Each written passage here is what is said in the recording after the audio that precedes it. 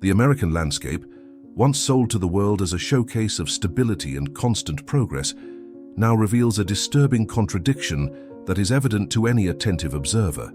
Entire families, who for decades believed that constant work was enough to guarantee dignity and security, now find themselves dragged into a spiral of loss, insecurity, and emotional exhaustion, while the official narrative insists on preserving an image of abundance that no longer finds support in the streets, markets, or neighborhoods once considered exemplary.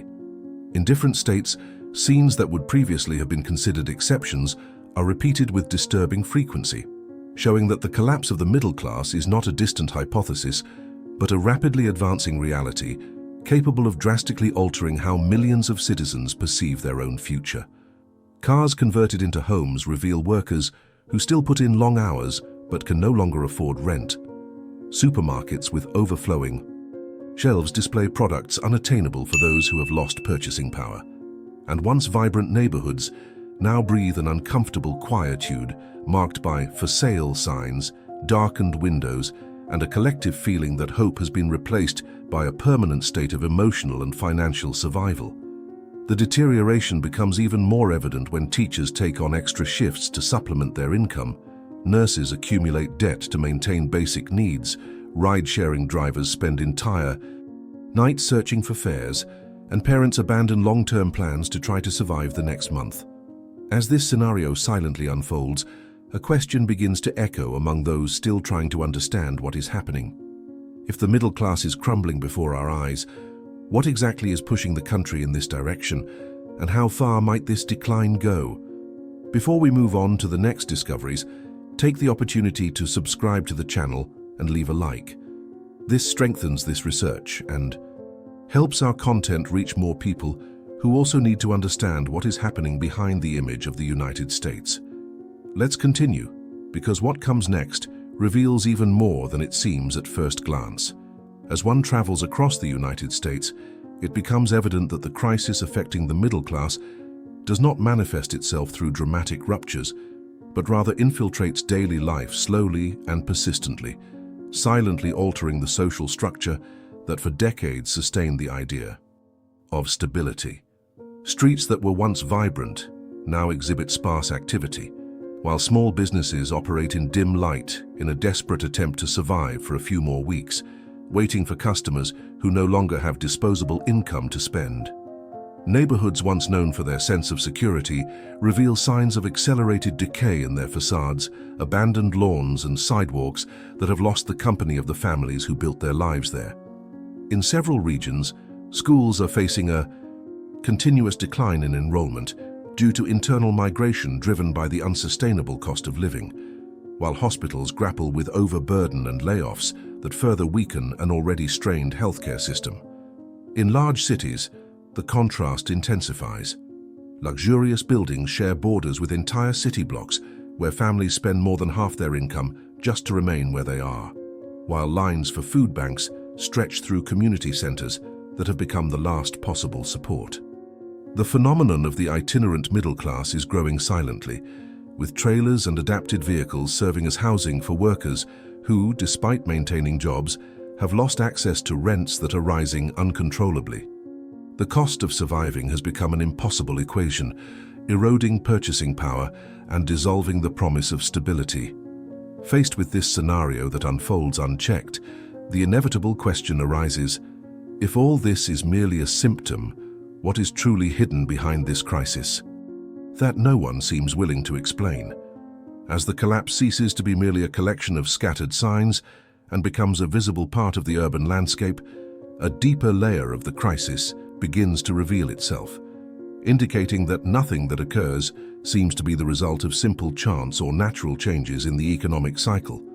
Behind the gradual deterioration spreading across entire cities lies a set of strategic, silent, and highly profitable decisions for groups that concentrate enough power and influence to shape the country's financial destiny, while the majority faces increasing difficulties in maintaining the basics. The official narrative insists on attributing the crisis to global factors, market fluctuations, or the supposed inability of families to adapt, but broader analyses show sophisticated mechanisms that operate discreetly and profoundly alter the economic structure that sustained the middle class. Large-scale real estate funds buy up entire neighborhoods, raising prices to levels unattainable for ordinary citizens and transforming access to housing into a restricted privilege. Corporations fragment traditional jobs into temporary positions, reducing wages and increasing the strain on workers who are already living on the edge, while executives accumulate bonuses financed by the same precarious working conditions that impoverish their employees.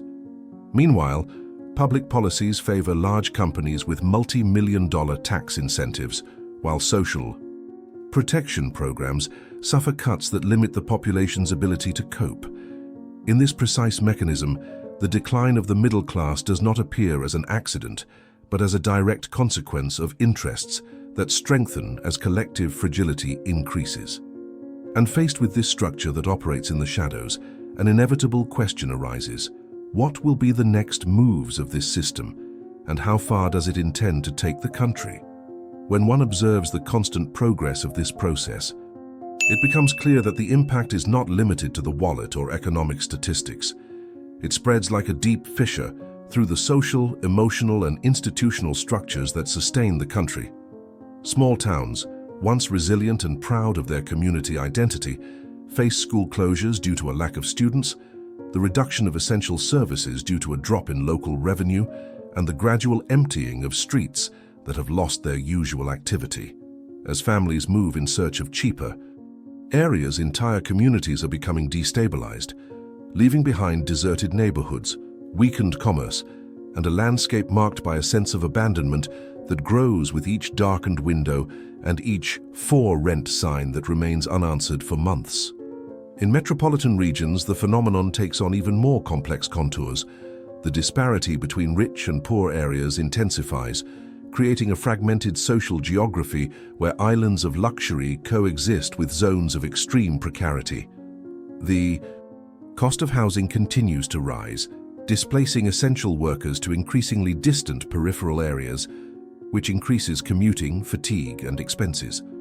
Already overburdened health services face a shortage of professionals who abandon their careers due to emotional and financial strain, while public schools grapple with reduced teaching staff, declining educational quality, and challenges that extend beyond the classroom, revealing a compromised future not only in the present, but also for future generations.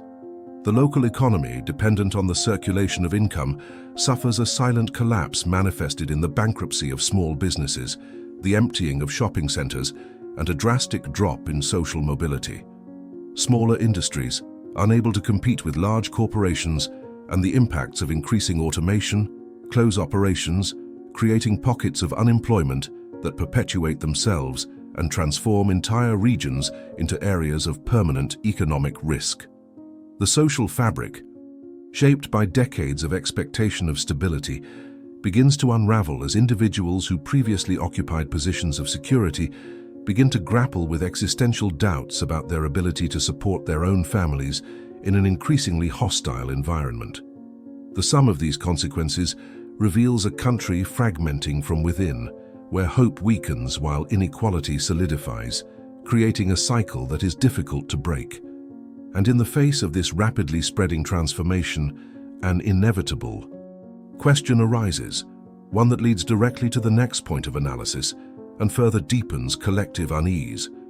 If everything we see today is just the beginning, what will the emotional and spiritual life of a society that is falling apart while still pretending to prosper be like? As the economic crisis spreads through neighborhoods and cities, an even deeper layer emerges, revealing that the collapse of the middle class in the United States manifests not only in the physical deterioration of spaces, but also in the slow emotional erosion of those who live in them. A society that for decades believed that constant work guaranteed belonging now lives with a growing sense of disconnection, in which individuals surrounded by technology, information, and apparent comfort experience a silent emptiness that corrodes human relationships and any sense of purpose. Apartments illuminated by screens replace conversations. Automated routines occupy moments that once belonged to togetherness. And Entire neighborhoods have lost the community life that defined the experience of living in a nation that prided itself on its social values. This emotional emptiness reveals itself in signs that go unnoticed by those who only observe the surface. Windows closed during the day, empty parks, cafes dominated by keyboards and headphones, and streets that have transformed into silent corridors where each person walks isolated in their own urgency. Modernity, which promised freedom, has created an environment where life is reduced to maintaining enough productivity not to be swallowed up by a system that demands more and more and gives back less and less. Loneliness has become an emotional epidemic affecting disconnected young people despite virtual interactions.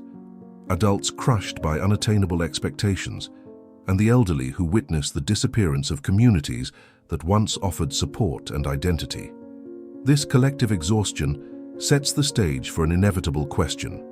If emptiness already dominates people's inner lives, what do the hidden numbers that sustain this silent decline reveal?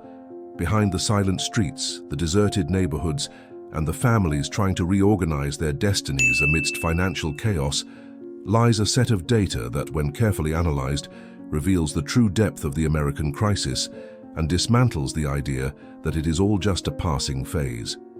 These numbers, immune to political rhetoric and convenient interpretations, show a country losing its capacity to sustain the standard of living that defined it throughout the century, while essential indicators continuously deteriorate.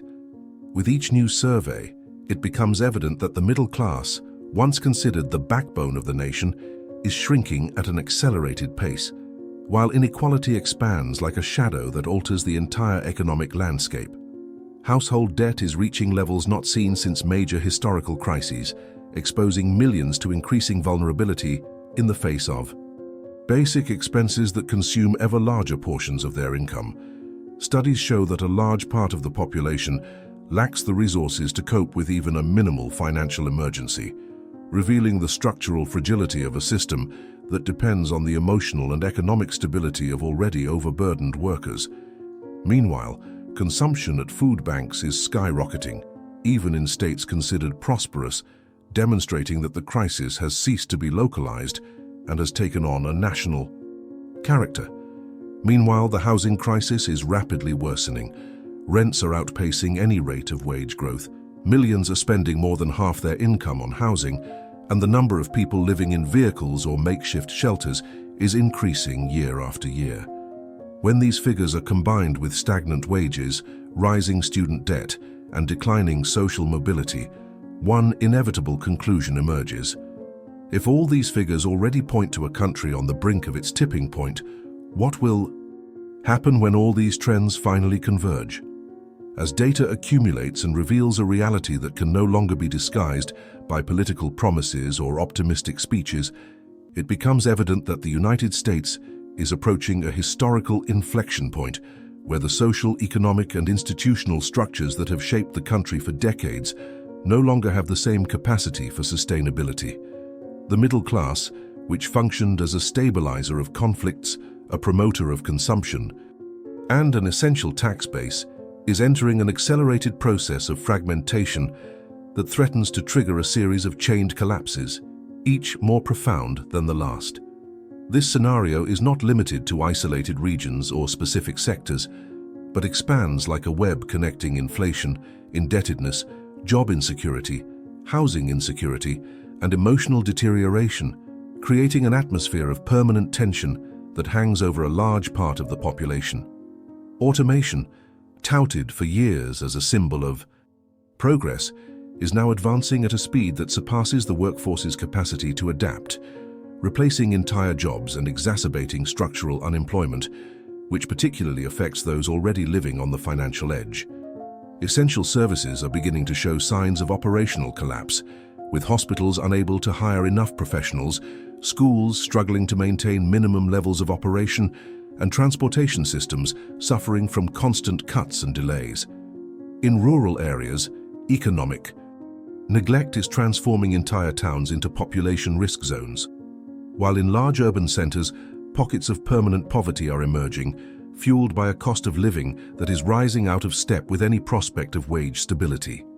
Inequality, once treated as a distant problem, has become the central axis of a crisis that redefines the country's social dynamics, deepening divisions and creating a collective feeling that the future is shrinking with each passing year. Families that once represented the ideal model of the American dream now live with the perception that this dream has become unattainable, while the accumulation of wealth in the hands of a few amplifies distrust, resentment, and the feeling that the system was designed to work only for a privileged minority.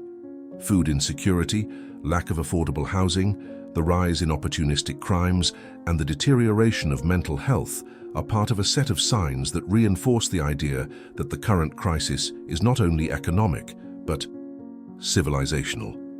Given this scenario, the question that arises is not only about understanding the present, but about anticipating the forms that the future may take when all these variables converge, revealing something even deeper and more uncomfortable. What happens to an entire society when even the invisible structures that sustain its hope begin to crumble? As the picture becomes clearer and all the pieces of this vast mosaic of decline fall into place, it becomes evident that the crisis affecting the American middle class cannot be explained solely by graphs, statistics, or superficial economic analyses. Its dimension transcends the material realm and reaches deeper territories of human experience, revealing an emotional and social exhaustion that has been accumulating discreetly over the past few decades. The society that once prided itself on its capacity for growth, innovation, and resilience now seems to be going through a period of forced introspection, in which individuals of all ages find themselves confronted with the feeling of having been pushed into a pace of life that has lost coherence with their own internal needs, creating a mismatch between what was promised and what they actually received. This silent rupture manifests itself in tired eyes, evasive conversations, veiled resignations, and daily attempts to maintain a normality that no longer finds support in any concrete reality. The economic decline, while visible and measurable, serves only as a gateway to a deeper collapse revealed in the loss of trust in institutions once considered pillars of security, such as schools, hospitals, banks, local governments, and social protection systems. The gradual erosion of these structures generates a feeling of collective abandonment, as if an essential part of the social contract had been broken without warning, leaving millions adrift in an environment where emotional survival becomes as challenging as financial survival. Many observe, perplexed, the growing discrepancy between what the nation still projects to the outside world and the internal reality that prevails, as if two Americas coexisted in a disconnected way, one sustained by discourse and appearance, and the other sustained by the invisible effort of people who try daily to prevent their lives from collapsing completely. In this silence that spreads through cities, suburbs, and rural areas, the country seems to enter a state of involuntary reflection, in which the search for answers mixes with the fear of facing the truth that emerges between the lines. Perhaps the collapse did not begin when the economic data became alarming, but rather when the population stopped believing that the system was still capable of offering hope. The fall of the middle class represents not only the loss of an economic stratum, but the loss of an entire narrative about belonging, stability, and the future, a narrative that sustained families, formed generations, and shaped dreams that are now slowly crumbling in the face of the uncertainties that are taking the place of what once seemed guaranteed. Faced with this reality, one last reflection arises, inevitable and uncomfortable. When an entire society begins to wonder what remains after the dream ends, perhaps it is the definitive sign that the most profound transformation lies not in the collapse itself, but in the awareness that it can no longer be ignored. If this documentary made you reflect, gave you new perspectives, or helped you see what lies behind appearances, subscribe to the channel now, because there is still much to be revealed, and future analyses could completely change the way you see the world.